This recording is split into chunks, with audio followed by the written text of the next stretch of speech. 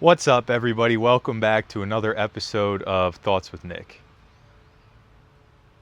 Have you ever seen a commercial or an advertisement that was so convincing it inspired you to go out and purchase the product they were promoting, only to realize after you had the product in your possession that it fell far short of the promises made during the ad campaign?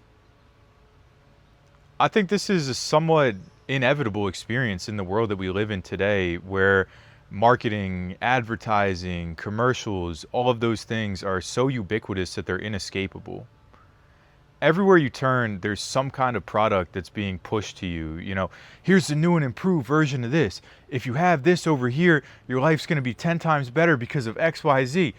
I know you know what I'm talking about. I don't need to get into at length examples because the case makes itself, right?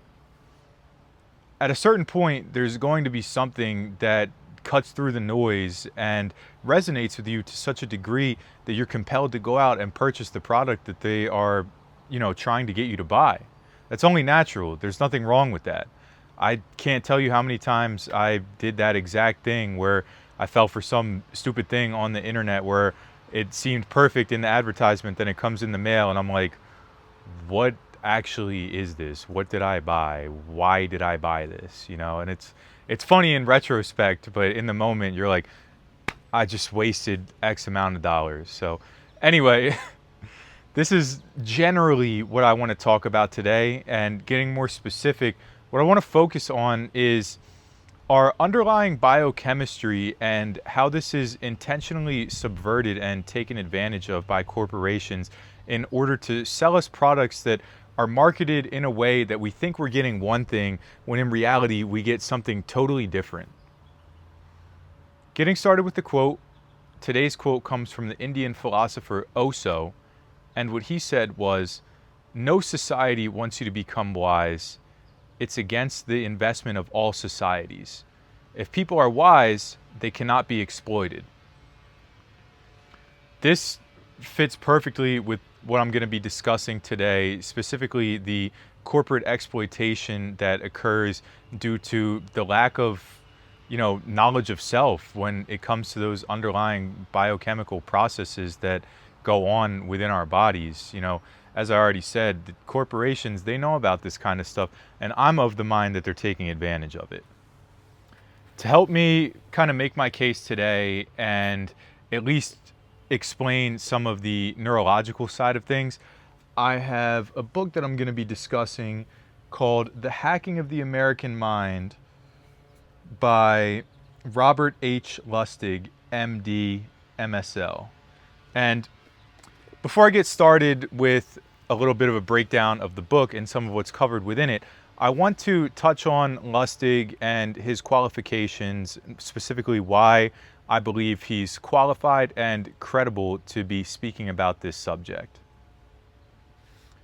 By trade, Lustig is a pediatric endocrinologist, and he is also a professor of the same discipline at University of California, San Francisco. Pediatric endocrinology focuses on endocrine gland disorders affecting normal childhood development. And an example that you can think of here that we're all familiar with is something like diabetes. However, the reason I think Lustig is quite qualified to talk about the subjects contained within this book, outside of the fact that he wrote the book, so obviously, he has a fairly intimate knowledge. He spent 16 years studying neuroscience prior to getting into pediatric endocrinology. So he has a little bit under 2 decades worth of experience studying the human brain and the mechanisms through which it functions, which, like I said, I think lends him quite a bit of respect and credibility when it comes to the workings of the mind. Within the book, Lustig details various different mechanisms within our brains, and when we have an understanding of how these processes work, it can help us to explain and gain a conception of how external inputs, specifically marketing, can exploit our biochemistry. I want to be clear before I get started. In the book, Lustig is explicit that he is not implying collusion or malice on the part of big corporations and big business. He's just presenting a set of facts about how the brain works, and he touches on other stuff too, but really a lot of the book was about the workings of the mind and various different mechanisms. So he doesn't really get into some of the corporate stuff quite as much, but I'll get into that at the end. The reason I want to mention that is I don't want you to be influenced by my perspective. I have a certain opinion already, which I'll espouse throughout this video. I'm sure you can probably already pick up on what it is, but I want you to formulate your own conclusions on the basis of the information that I present. I don't want you to simply take what I say as fact either. Look into it, figure out for yourself whether I'm right or wrong. I read this book, these are the conclusions that I came to, and it's fascinating and it's also disheartening, but regardless, it's time to get started. The crux of Lustig's thesis throughout this book is the difference between pleasure and happiness. At face value, these sentiments are seemingly synonymous. They seem interchangeable. You could swap them out and a sentence containing either one would pretty much have the same meaning, right? I thought so in the past. It's actually kind of funny. I did a video a little bit ago, last year, I forget how long ago. It was on the difference between happiness and contentment. And I actually think I might have been subconsciously influenced by this book because I had already read it at that point.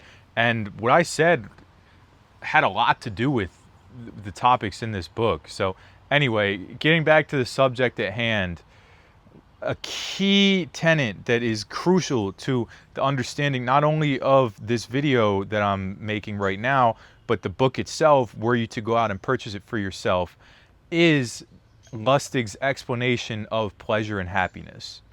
So his conception here, his idea is the pleasure is associated with rewards, or that it is reward driven, whereas happiness he views as contentment. There's no need to seek more, it's inherently fulfilling. And as I said, keeping that in mind is going to be crucial to an understanding of the rest of this video.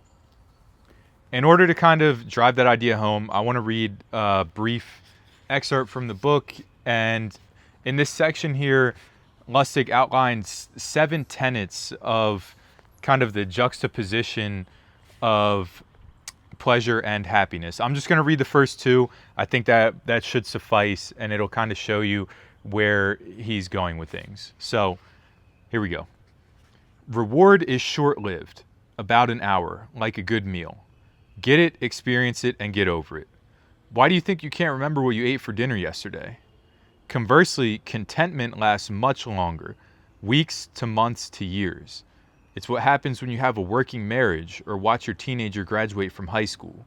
And if you experience contentment from a sense of achievement or purpose, the chances are that you will feel it for a long time to come, perhaps even the rest of your life.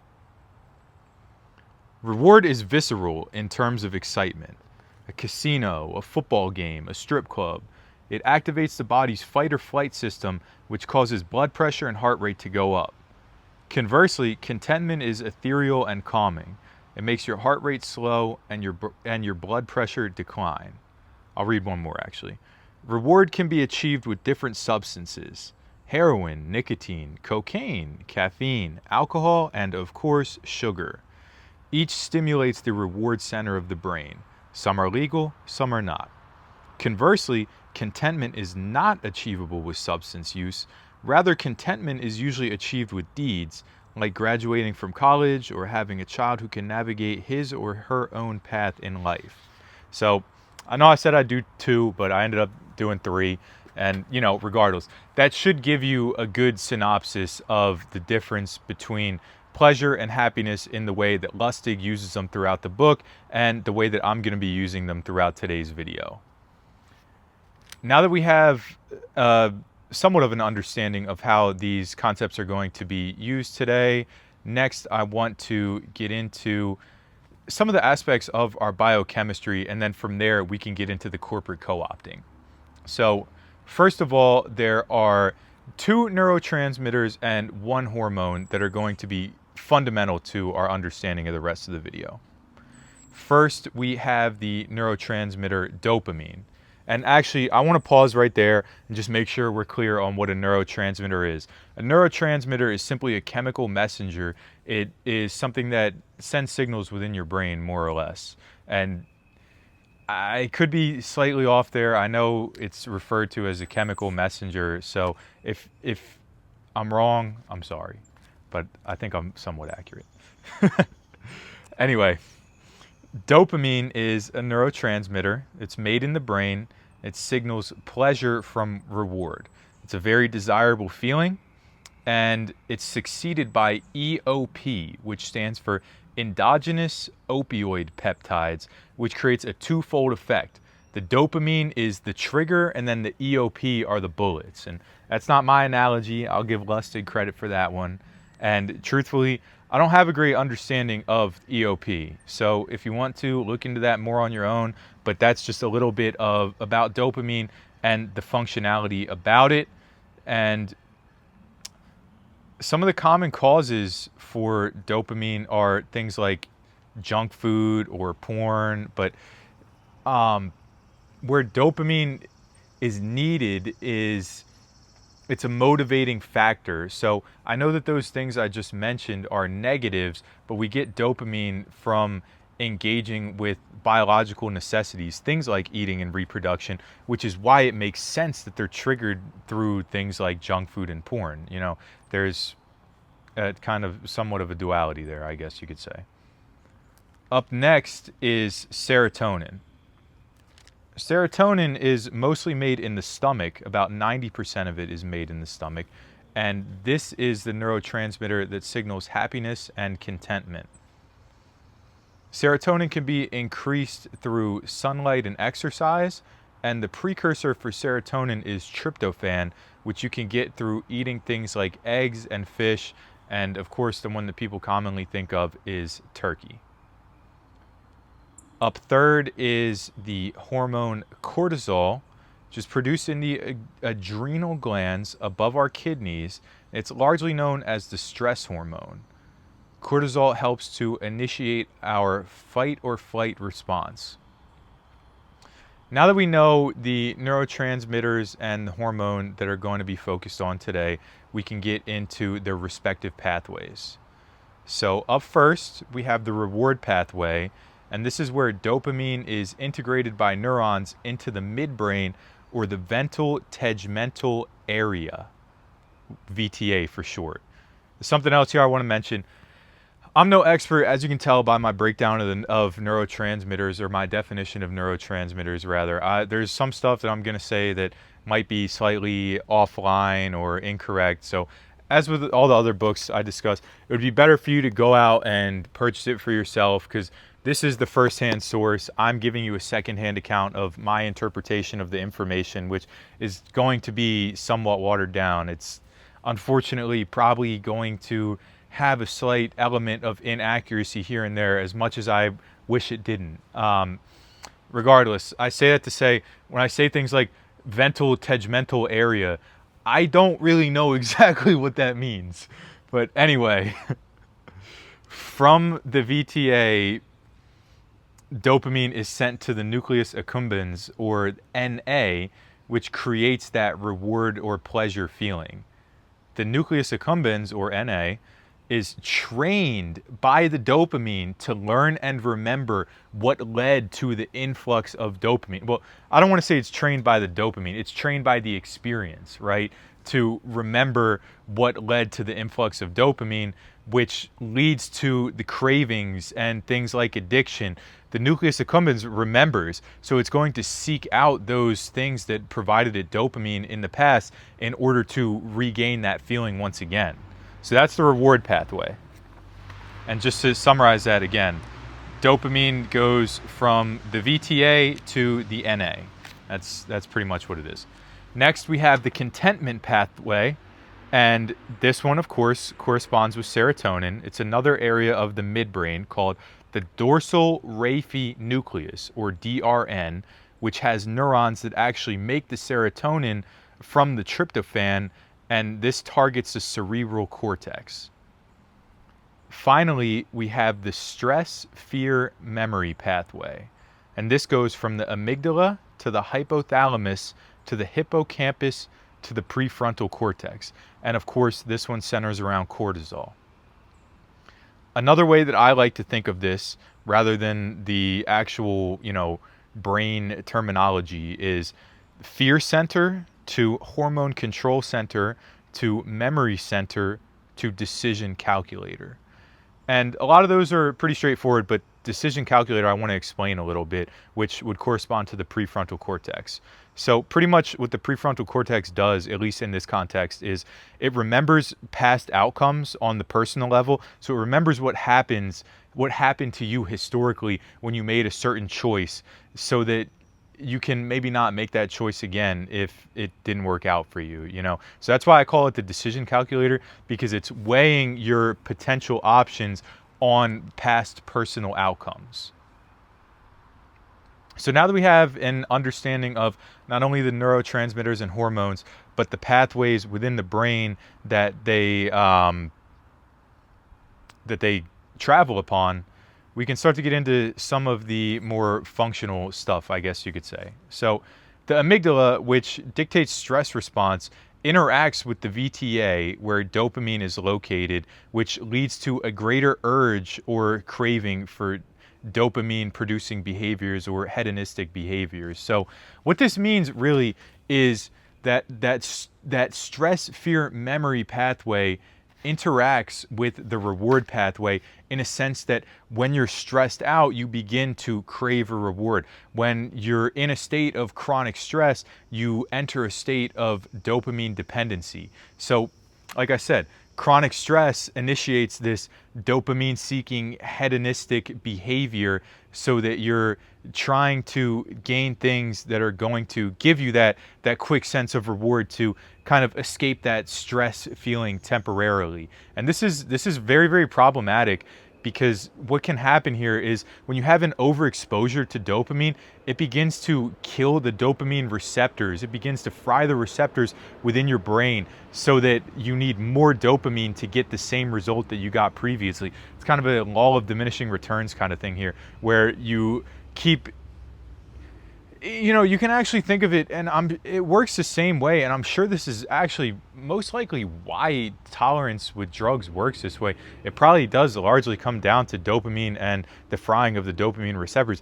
But you can think of this as like your relationship with a drug of tolerance. Your continued exposure to dopamine as a result of killing the receptors builds up your tolerance to dopamine, so that one hit of dopamine no longer does anything for you. Now you need two, and so on and so forth. And it initiates this vicious cycle, because when you're in the state of chronic stress and dopamine dependency, it's only going to spiral and get worse, because you're going to be perpetually killing those receptors, thus perpetually needing more and more dopamine to get you to that place where you can feel comfortable. Another really problematic aspect here is that dopamine precursors travel to the brain more easily than the serotonin precursors. So where we know that the precursor for serotonin is tryptophan, tryptophan will be pushed off to the side on the trip to the brain in favor of the precursors for dopamine. And this isn't necessarily because the precursors for dopamine have priority over the tryptophan. It's more so the fact that the precursors for dopamine can make the journey easier. They're easier to transport. So the tryptophan gets pushed off and pushed off. So if you're in the state of dopamine dependency, chances are the precursors are going to be pushed up to your brain more frequently, more abundantly than the tryptophan is. So you're not going to get the serotonin that you need as much as the dopamine that you probably don't really need. It's very problematic, and this just shows the complicated and delicate interdependency and interaction between cortisol, dopamine, and serotonin. So just to restate that a little, so I can, I guess, summarize it a little for you, because I know I was going kind of fast and I just went over a lot, right? When you're in a state of chronic stress, your cortisol is raised. This creates a communication back to the VTA, which tells it, hey, I need more dopamine. We need more dopamine over here.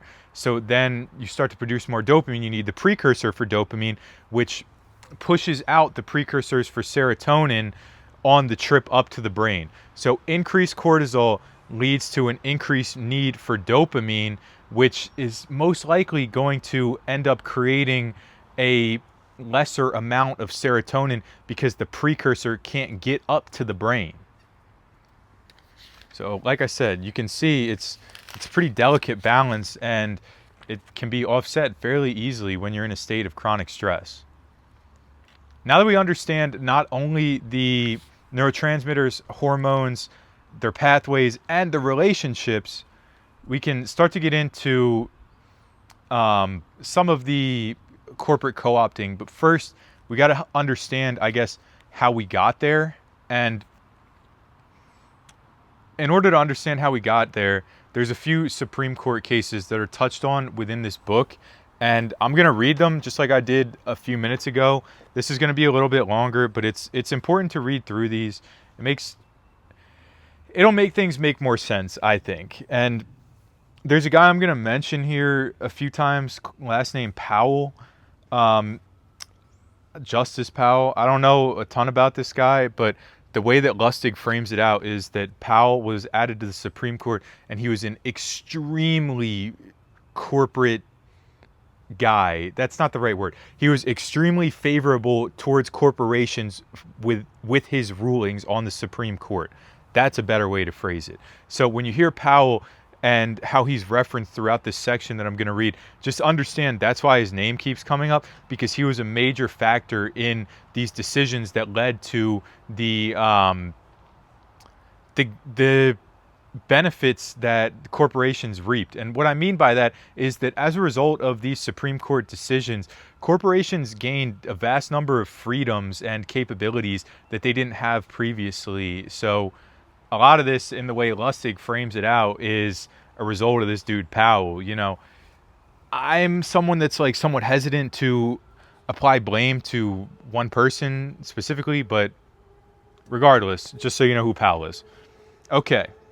1976, Virginia State Pharmacy Board v. Virginia Citizens Consumer Council.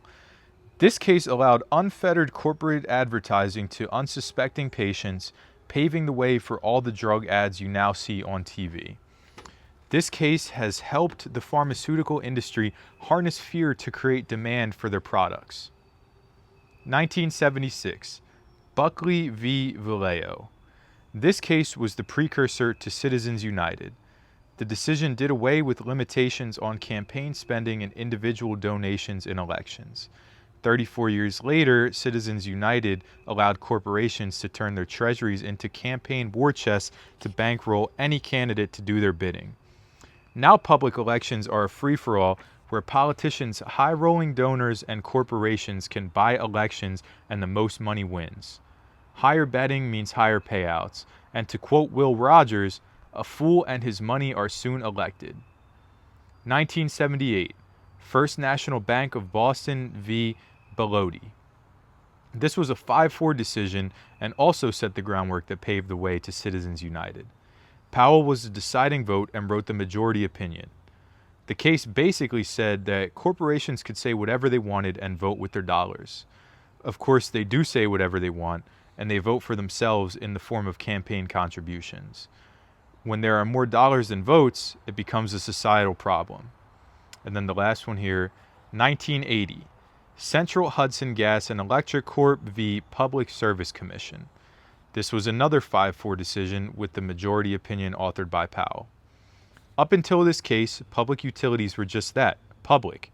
They could not have an opinion and they could not advertise because they were a public trust. Powell saw it differently. By the time Powell got through, he had protected commercial speech from unwanted governmental regulation. He instituted a 4-part test for government to regulate commercial speech. 1. Does it violate the First Amendment? Well, only speech that breaks the law, incitement to riot, yelling fire in a crowded building, isn't covered. Otherwise, it's fair game, even if it's false. Is the government in 2. Is the government interest substantial? That means that short of trying to overthrow the government, anything goes. 3. Does the regulation advance the government interest? Corporations could sell poison to the public, but as long as people aren't dying in the streets, obvious deception, government stays quiet. Tobacco was a good example. Tobacco was a great example. He just really made his entire point right there. And finally, 4. Is the regulation as narrowly tailored as it can be? In other words, there must be a reasonable fit between the government's ends and means for achieving those ends. Oh, by the way, it's not any of the 4, it's got to be all of the 4 that are violated at once. So virtually any speech can be corporate speech. And just to, I guess, give you a little more understanding, what he's kind of trying to show you there is that there was a handful of Supreme Court rulings within that 4-year period of 1976 to 1980 that really shook up the corporate advertising marketplace. So now they had this freedom of speech more in the context of permission to false advertise. They could say whatever they want, and there's not really any checks and balances upon that because it's covered under freedom of speech. And I'm not here to say whether that's right or wrong. I'm just, I guess, giving you the insight. And then the other one that I find striking is the pharmaceutical one, because, you know, the United States and New Zealand are the only 2 countries in the world that allow pharmaceutical ads, which I think is extremely problematic. We'll get to that later on.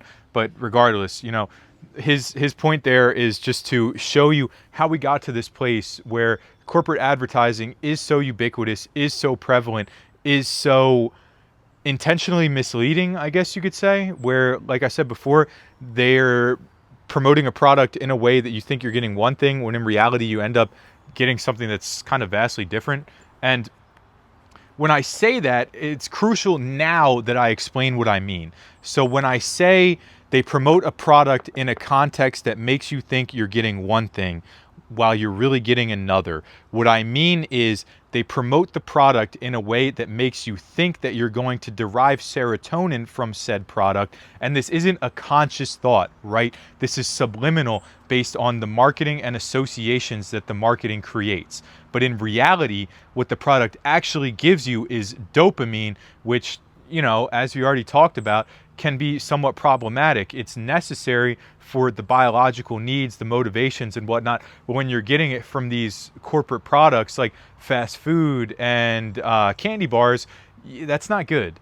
And these corporations are subverting these biological mechanisms, the pathways that we discussed previously, through tailored and intentional advertising.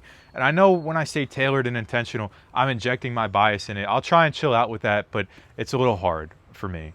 So anyway, just to keep moving forward, I want to, now that we understand everything up to this point, including the Supreme Court cases, I want to get into some corporate advertising examples. So up first, we have Coca-Cola. And a previous slogan of theirs was open happiness. Another one is, this one I think they're using today, is real magic. Up next, we have McDonald's. I'm loving it. And of course, the Happy Meal. So right there, just with Coca-Cola and McDonald's, we have multiple examples of them using the word happy in their product, which, as Lustig has pointed out, happiness should be associated and related to serotonin. That, as I already said, this isn't a conscious, it's not a conscious thought process. It's not necessarily a conscious association. When we think of happiness, we tend to, like, it's associated with memories that bring us serotonin, right? When you think of happiness, I wouldn't think of chowing down on a candy bar or a McDouble.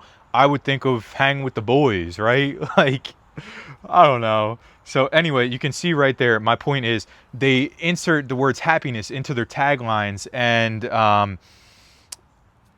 their core products, so that is what we associate them with. But in reality, happiness has nothing to do with it. It has everything to do with dopamine and satisfying cravings. Another thing, also, those two, the Coca-Cola and Coca-Cola and McDonald's rather, they were touched on in the book. The rest of the stuff here is Straight from me, baby. So up next, again, McDonald's, but as I said, this one's from me. The Grandma McFlurry. I love this example. This was an example of some Carl Jung shit, some synchronicity where I read this book and then right after that, what comes out? The Grandma McFlurry, baby. So here I am. I read this book and what am I thinking about? Man, this shit is fucking real. And what do I mean by that, right? What do I mean? The Grandma McFlurry. First word, grandma. What do you think of when you think of your grandma? Of course, most likely positive memories, great times that you had in the past with family. You're a kid spending time with your grandma. She loves you so much, you know, all that type of stuff. You know, for most people, I'm generalizing, of course. Of course, there's going to be some people that didn't have that experience with their grandma, unfortunately. But for the most part, people probably are going to have a serotonin type of remembrance associated with their grandma. But then what do you have on the back end? McFlurry, this ice cream milkshake concoction filled with sugar that provides you not serotonin, but dopamine. So right there is the clear and obvious conflation of the one for the other in that one specific product, the Grandma McFlurry. It gets you to associate their product with your grandma and with the serotonin and the serotonin-filled memories, but in reality, the product itself is nothing but dopamine. So, you know, it's kind of hard for me to not see that as malicious. I'm sorry, but that's just how I feel. Next up, we have Snickers. You're not you when you're hungry. Of course, it's pretty obvious what this is implying, that, you know, you need their product to get you back to baseline. Next, we have Kit Kat. Have a break. Have a Kit Kat. And once again, this goes back to some of the reward type stuff. You deserve this. You've earned this. So have a break. And here's your Kit Kat. Nothing but some more dopamine for you. Up next is PepsiCo. And this is like their whole broad conglomerate motto currently. Food, drinks, smiles. Smiles. What do we associate with smiles? Happiness, of course. Happiness, serotonin. But what are the food and drinks, the junk food that they provide? What does that give you? Dopamine. Once again, intentional conflation. Well, I'll take out the intentional. Once again, conflation. Whether or not it's intentional, I'll let you be the judge. But there's a clear conflation there with the serotonin and the dopamine, that you're going to somehow be deriving serotonin from their food and drinks, when in reality, all that you're getting is dopamine. And within PepsiCo, there is another product or product line that I want to hit on, which is Lay's. And they have two slogans that are, well, you'll see. First one is, bet you can't eat just one. And the other one is, real potatoes, real flavor, real joy. So, real joy. Joy, of course, once again, goes back to the happiness and contentment. But, of course, the product itself is going to provide you dopamine. And I feel like this is even emphasized with what we know about serotonin and dopamine. When we know that serotonin, you don't need more, you're fulfilled, you're satisfied, you're satiated, but they're telling you, bet you can't have just one. It's clear that they know, I guess you could say, when the one thing says joy, but the other thing says, bet you can't have just one, right in there, it's juxtaposing against itself. It's perpendicular. It's collapsing on itself. But the point being, I feel like that kind of shows, like, they know that they're creating this craving, but then they're trying at the same time to associate it with joy and this serotonin-esque sentiment, but it's not that. So regardless, you know, all of those are great examples. I think I listed probably about 5 right there, and I'm sure you can think of countless other examples of corporate slogans and commercials and other things like that that are most likely designed to get you to mentally associate their products with serotonin, when reality, all that you're going to be obtaining from the consumption of their products is dopamine. So now that I've kind of hit on the taglines a little bit, I want to get into the commercials as well. And I don't have any real like commercials that I'm going to reference off the top of my head, just some general things regarding imagery and setting. So with a lot of these commercials, before I get into the commercials, I'm happy I thought of this. There is one other major example here that's outside of the world of junk food and soft drinks, which is gambling. Gambling checks all the boxes. Mass promotion. It's everywhere you look today is commercials for gambling. It gives you this cortisol spike because of the stress of not knowing of whether your bet's going to hit or not, which is followed by the dopamine release should you win. And it's also cyclical in the nature that if you lose and you have that stress response of, oh no, I just lost money, you can initiate the dopamine response right away again by placing another bet that may or may not hit. So you constantly have this cortisol and dopamine interplay going back and forth. And, you know, I don't know. It's extremely problematic because it creates stress and it also floods your body with dopamine at all times that you engage with it.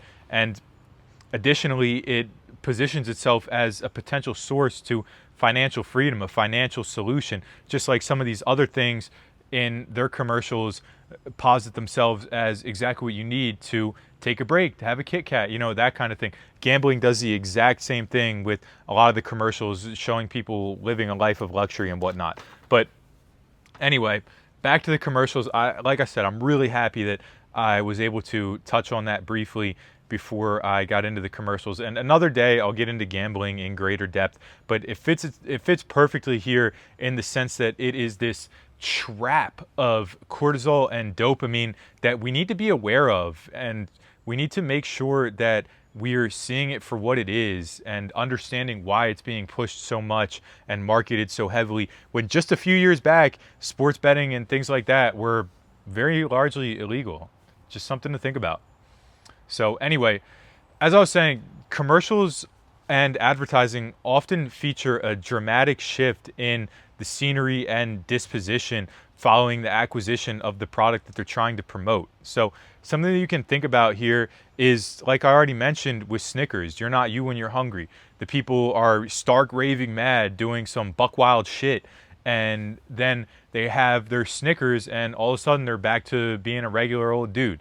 That's a great example of it. Before they were going off the deep end and now they're back to their regular self that everyone's accustomed to. Other examples of this can be things where you'll see, like, it's dark and rainy outside, and then you get McDonald's and all of a sudden the weather turns, the sun's shining, you're outside with your friends, you know, you got a smile on your face, whereas before you had your McDouble, you were down in the dumps. You know, if you keep your eye out, I bet you'll notice that that's pretty prevalent in a lot of the commercials on TV. And even if it's not that blatant, it'll be other things where prior to having the product, the scene is just a little bit darker, and then after, the lighting is better. That's subliminal messaging right there. All of these things are subliminal messaging designed to get you to create this positive mental association with their product, designed to get you to mentally associate serotonin with the product. Because of course, as I mentioned, serotonin can be derived from things like sunlight and exercise. So when you're outside with your friends getting active, that your body knows that's where serotonin comes from, right? Your body knows. So when it sees that on the TV, okay, they're outside moving around with their friends. That's serotonin, right? And they're having a McDouble. So, okay, that makes sense, right? And as I said, this isn't a conscious thought that you're having. It's kind of an understanding that your body and your brain come to because of the knowledge that they already have about past experiences with serotonin. But of course, as I said previously, this is actually only going to provide you with dopamine.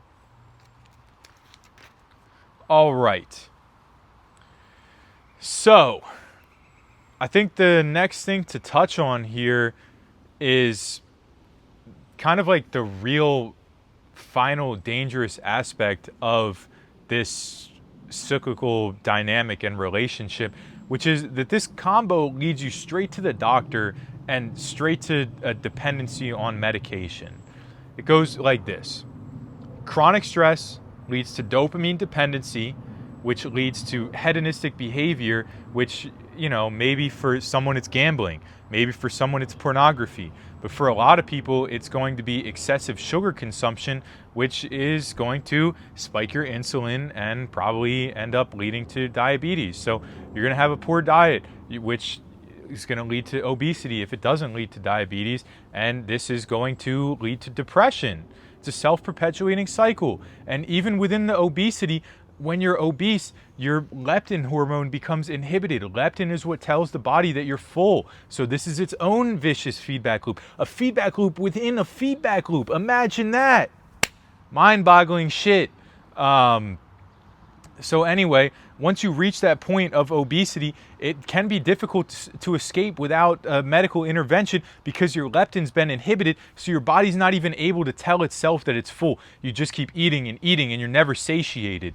And this is a twofold effect, because not only are you not satiated because of the leptin, but your dopamine is not satiated because of the dopamine dependency, which has fried your dopamine receptors. So it's just crazy. It's craziness. And like I said, it leads you to the need for medical intervention. And I want to be clear here. I'm not saying here that doctors are bad. I'm saying that the process here leads to a medical intervention, and that I believe that the pharmaceutical industry also has very problematic advertising that promotes products in a very similar way to what I just described in terms of the scenery and imagery that can give a sense of mental buy-in and false hope in an external product, when you could largely cure yourself through a cultivation of better habits. So what I mean by that is the pharmaceutical ads, which, as I mentioned and as Lustig mentioned, they came online in the 70s due to that Supreme Court ruling. But the part that I mentioned was we're one of only 2 countries that allows that. So right there, that in itself is, fairly concerning. But anyway, the pharmaceutical ads do the same kind of thing where they show like this radical transformation of before and after whatever the pill that they're trying to get you to buy is. So, before it's raining outside and you're trapped in the house and it's all dark in the house and so on and so forth. But then after you have their panacea pill, all of a sudden the sun's shining in and you're outside in a field of flowers and blah, blah, blah. They do that shit, and it's extremely obvious. So just like more stuff to be on the lookout for, I guess. These commercials, they intentionally subvert your subconscious. They intentionally make use of those neurological pathways in the sense that they create an association with their product and serotonin, knowing the whole time that it's only going to provide dopamine. That comment, is more so tailored towards the junk food and whatnot than the actual pharmaceutical stuff. But the other reason that I bring up the pharmaceutical stuff is that this is another part of the vicious cycle. You're being marketed the products that are creating the problem, and you're being marketed the products that are supposed to solve it. On the front end, you're being pushed sugary drinks and junk food, and on the back end, you're being pushed products to like GLP-1s to help fix the state of obesity that the McDonald's and Coca-Cola brought you into. So, as I said before, and as Becker said, or not Becker, that's a different book, Lustig, said, I don't want to try and say that there's some collusion going on behind the scenes, but everyone's getting paid and you're getting fucked. So just something to think about, right? Just something to think about. Another thing I'd be remiss not to touch on is marijuana. I think marijuana has kind of gone off the rails in recent years with some of the aspects of the legalization, in the fact that now people treat that as a panacea, and in reality what they're doing isn't really curing anything. They're just getting high to get that dopamine boost, that dopamine rush. And of course, similar to what I said about the doctors, there is a medical precedent here. There is a medical need and a medical context. But if we're being honest, most people aren't using it in that way. They're using it as a drug. They're using it just to get high. And we need to be honest with ourselves and come to terms with the fact that, you know, that's the reality of the situation, right? And similar to gambling, there's, well, you know what, I don't want to say that because I don't think marijuana is that harmful. I think it's much less harmful than alcohol, and you can get alcohol on any street corner. So I don't know. Don't get me wrong. The government's making a shitload of money off weed through the way that they tax it, but I don't know that, I'll say it like this. I don't think it's a bad thing that it's becoming legalized because it's nowhere near as dangerous as other things that we have readily available. Once again, a conversation topic for another day. But the basis of my point and what I want to drill home to you, the viewer, is that a lot of these things, the goal is to eliminate your personal power and your personal responsibility, your personal agency. It's designed to get you into this state where you're chronically dependent on these external tools like soda or like a candy bar to self-regulate rather than being able to work hard and tenaciously towards something that will in time provide you with the serotonin. You can no longer provide that long-term output without a need for dopamine. And you know, a lot of times today I don't want to like put the blame on personal people and say that this is someone's fault, because we're in a chronic stress environment. So as we saw before, of course this is going to institute that call back from the amygdala to the VTA to say, hey, I need more dopamine, right? So it is somewhat out of our control, but my point here is that we need to raise our level of awareness so that we can control what is in our power to control and put a stop to it and say, hey, listen, I know I'm stressed, but I'm not going to engage with this hedonistic behavior just because I'm feeling stressed. I'm going to push through and come out the other side better for it and more mentally tough, I guess you could say, and also more physically tough because I'm not giving in to those cravings and flooding my body with dopamine. And what I want to close with, I guess, is just a synopsis and a summary of what I covered today. So I think we have an understanding now of the vicious feedback loop, so I can skip over that. And what I'm going to say is companies use buzzwords, imagery, and setting corresponding to serotonin while selling dopamine products, creating an issue other companies then market solutions for through medical intervention. That's the best way I can say it, boiled down into one sentence. And it's crucial to be aware of that fact. It's crucial to do what you can to prevent yourself from falling victim to it. And as always, I'm a huge advocate for personal responsibility. I think if you can fix your habits and see through the propaganda, because that's what this is. This isn't just marketing. This is propaganda. It's out to get you. It's harmful. I said I wasn't gonna. I said I was gonna let you make up your own mind, and here I go. Damn, I made it all the way to the end, and I started. Fuck. Anyway, forget I said that. Pretend I didn't say that. Suffice to say, I believe it's propaganda, but if you're able to see through it and fix your habits, get your habits in check, get your diet in check, cut out the fast food, start eating more things like eggs and fish, which will give you the tryptophan, which is the precursor for the serotonin. Do things like that, get outside, exercise, sunlight. As I mentioned before, those are the precursors for serotonin. Those will help boost your serotonin as well. All that type of stuff. This is within your control. This is within your power. And you don't have to fall victim to the system. What I know it can be like a little bit depressing and a mental burden to hear some of the things that I talk about. But my point isn't to get you down. My point is to bring you this information so that you have a level of awareness. And as I said before, you can be a better advocate for yourself. You can take more agency and control over your own life and make sure that you're not someone who just gets caught up in the corporate tides and falls victim to these ad campaigns in ways that are going to impact you quite negatively in the short term and very dramatically in a negative fashion in the long term. So anyway, in closing, I guess what I would say is try to watch your dopamine consumption. You know, of course, dopamine is absolutely necessary because it's the reward, it's the incentive to even get out of bed in the morning. But try to limit the hedonistic type of behavior like watching porn, eating junk food, drinking soda, gambling, you know, all of that type of stuff. And I think you'll see your life get dramatically better. I think you'll see your cortisol, your stress levels get lower.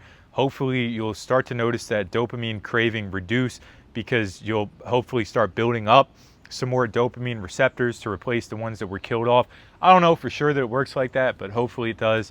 And in closing, what I'll say is try and implement what I said here into your own life in a way that it fits for you. Don't just try and copy and paste what I say. Try and put your own spin on it. Try and implement it in a fashion that is going to be constructive for you and fits into your own life and lifestyle. I speak about things in ways that work for me. I speak about things in the context of the information that I've obtained through the books that I've read. But you should always go back and fact check me. You know, you can read this book for yourself. I would highly recommend it and see if you agree with the conclusion that I came to. It's perfectly fine if you don't. You know, this is just my conclusions and my synopsis. And yeah, that's what I'll leave you with. You know, be your own advocate. Take the information that I try my best to provide you with and fact check it, put your own spin on it, and implement it in a way that is going to benefit you. I hope you will. Thank you.